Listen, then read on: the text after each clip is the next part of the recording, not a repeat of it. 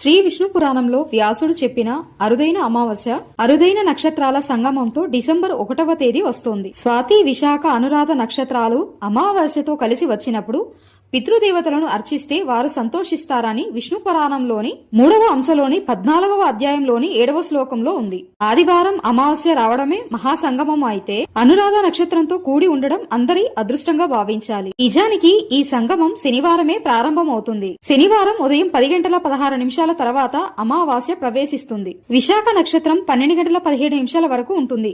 తదుపరి అనురాధ నక్షత్రం ప్రవేశిస్తుంది. విష్ణు పురాణం ప్రకారం విశాఖ, అనురాధ నక్షత్రాలతో అమావాస్య కలిసి రావడం మహత్తర యోగం. ఈ దివ్యమైన సంయోగం శనివారం ఉదయం 10:16 నుంచి ప్రారంభమై ఆదివారం ఉదయం 11:43 వరకు ఉంటుంది. మహత్తరమైన అవకాశంగా అందరూ భావించాలి. వీడియో నచ్చినట్లయితే లైక్ చేయండి, వీలైనంత మందికి షేర్ చేయండి. వీడియో ఎలా ఉందో కామెంట్ రూపంలో తెలియజేయండి. Thanks for watching. Subscribe my channel.